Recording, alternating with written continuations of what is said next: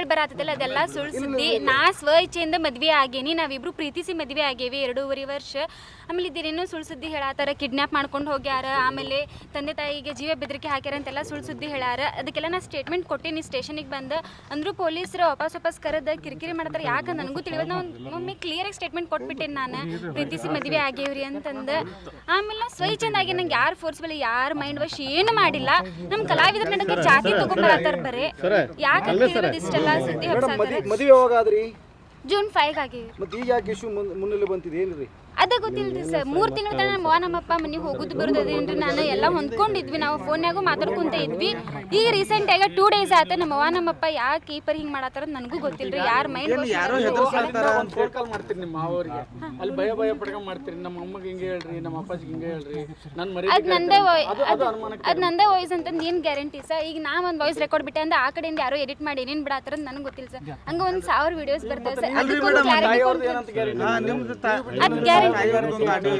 ಅದ್ ಗ್ಯಾರಂಟಿ ನಾನು ಸೋಷಿಯಲ್ ಮೀಡಿಯಾದ ಇದಕ್ಕೆ ನಾ ಗ್ಯಾರಂಟಿ ಅಂತ ಬಿಟ್ಟೇನಿ ಸರ್.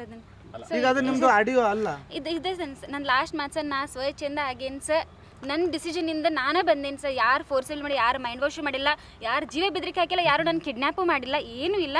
ನಾ ಸ್ವಚ್ಛೆಯಿಂದ ಬಂದೀನಿ, ನನ್ನ ಸ್ವಂತ ಬುದ್ಧಿಯಿಂದ ಬಂದೀನಿ, ಯಾರು ಹೇಳ್ಕೊಟ್ಟಿಲ್ಲ, ಏನೂ ಇಲ್ಲ. Thank you.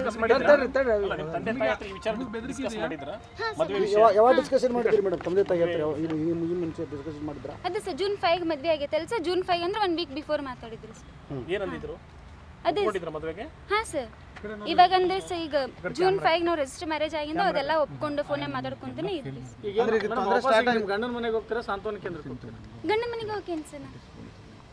ರಿಜಿಸ್ಟರ್ ಮ್ಯಾರೇಜ್ ಆಗುವಾಗ ಫೇಕ್ ಡಾಕ್ಯುಮೆಂಟ್ ಕೊಟ್ಟರು, ಅಡ್ರೆಸ್ ಅಂತಾರೆ, ಅದ್ಯಾಕೆ? ಮುಂಡಗೋಡದ ಫೇಕ್ ಡಾಕ್ಯುಮೆಂಟ್ಸ್ ಅದೇ ಸರ್ ಏನು ಹೇಳತ್ತೇನೆ ಸರ್. ನಾ ಈಗ ಅದಕ್ಕೆ ಅಂದ್ರೆ ಕ್ಲಿಯರ್ ಆಗಿ ಹೇಳಿದೆ ಸರ್. ಈಗ 2 ಡೇಸ್ ಇಂದ ಏನೇನು ನ್ಯೂಸ್ ಬರತ್ತವಲ್ಲ ಸರ್, ಅದೆಲ್ಲ ಫೇಕ್. ಏನೇನೋ ಈ ಕಿಡ್ನ್ಯಾಪ್ ಅಂತಂದ್ರೆ ಅಪಹರಣ, ಆಮೇಲೆ ಫೇಕ್ ನ್ಯೂಸ್, ಆಮೇಲೆ ಏನೇನು ಫೇಕ್ ಡಾಕ್ಯುಮೆಂಟ್ಸ್ ಹೇಳತ್ತಾರ ಸರ್. ನಾವು ಶೂಟಿಗೆಲ್ಲ ಮುಂಡ್ಗೋಳು ಹೋಗಿದ್ದರಿಂದ ಯೂಟ್ಯೂಬ್ದಾಗ ನೋಡಿದ್ರೆ ನಿಮ್ಗೆ ಗೊತ್ತಾಕಿತ್ರಿ ಸರ್.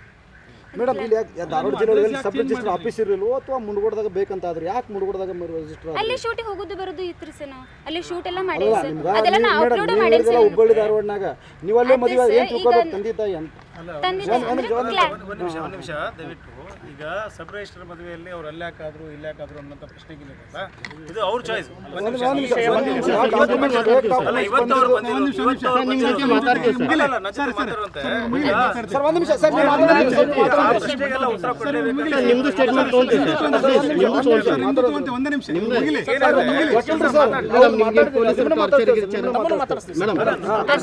ಏನ್ ಹೇಳಿದ್ದೆ ಸರ್, ನಾನು ಈಗ ಅಲ್ಲೇ ಆಗ್ಬೇಕು ಇಲ್ಲೇ ಆಗ್ಬೇಕಂತ ಏನ್ ರೂಲ್ಸ್ ಇಲ್ಲ ಸರ್. ಸೊ ನಾವ್ ಅಲ್ಲಿ ಶೂಟ್ ಹೋಗೋದು ಬರೋದು ಇದ್ರ ಕಾರಣ ನಾವ್ ಅಲ್ಲೇ ಆಗ್ಬೇಕಾದ್ರೆ, ಸೊ ಇಲ್ಲೇ ಆಗ್ಬೇಕು ಅಲ್ಲೇ ಆಗ್ಬೇಕಂತ. ಈಗ ಗಾಯತ್ರಿ ಅವ್ರಿಗೆ ನೀವು ಸೋಷಿಯಲ್ ಮೀಡಿಯಾದಲ್ಲಿ ವಿಡಿಯೋ ನಿಮಗೆ ಕಾಮೆಂಟ್ಗಳಲ್ಲಿ ಜೀವ ಬೆದರಿಕೆ ಬರ್ತಾ ಇದೆ, ಸೊ ಅದಕ್ಕೆ ಏನಾದ್ರು ಕಂಪ್ಲೇಂಟ್ ಕೊಡ್ತೀರಾ? ಅದೇ ಪೊಲೀಸ್ ವತಿಯಿಂದ ನಂಗೆ ಪ್ರೊಟೆಕ್ಷನ್ ಬೇಕಂತ ಕೇಳ್ಕೊತೀನಿ ಸರ್. ನಾನು ಅದು ಸ್ಟೇಟ್ಮೆಂಟ್ ಸರ್ ಹಂಗೆ ಮಾಡ್ಕೊಂತ ಹೋಗ್ತಾರೆ ಸರ್. ಅವ್ರಿಗೆಲ್ಲ ಆನ್ಸರ್ ಕೊಟ್ಕೊಂತ ಕುಂದ್ರಕ್ಕಾಗಲ್ಲ. ನಿಮಗೆ ಬೇರೆ ಯಾರ ಕಡೆಯಿಂದ ಆದ್ರು ಅದೇ ಇದೇ ಸರ್ ನಾ ಸ್ಟೇಟ್ಮೆಂಟ್ ಕೊಟ್ಟೇನಿ ಸರ್. ನಾ ಪೊಲೀಸ್ ಸ್ಟೇಷನ್ ಇಂದ ನನಗೆ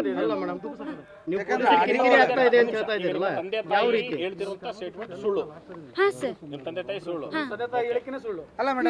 ಈ ಕಿಡ್ನಾಪ್ ಮಾಡ್ಯಾರ, ಆಮೇಲೆ ಫೋರ್ಸಬಲಿ ಕರ್ಕೊಂಡು ಹೋಗ್ಯಾರ ಅನ್ನೋದೆಲ್ಲ ಸುಳ್ಳು ಸುಳ್ಳು ಹೇಳ. ನಿಮ್ಮ ತಾಯಿಯವ್ರ ಜೊತೆ ಒಂದು ಆಡಿಯೋ ಐತಿ ನಿಮ್ದು. ನಿಮ್ಮ ತಾಯಿಯವ್ರು ಹೇಳ್ತಾರ ಇಲ್ಲ ನಮ್ಗೆ ಎದುರಿಸಾಗತ್ತಾರ, ಹೊಡ್ಯಾಕ್ ಬರಾಕತ್ತಾರ, ಈ ರೇಂಜ್ ಒಂದು ಮಾತಾಡ್ತಾರ. ಅದೆಲ್ಲ ಕ್ಲಾರಿಟಿ ಅಲ್ಲೇ ಕೊಟ್ಟೇನಿ ಸರ್. Thank you.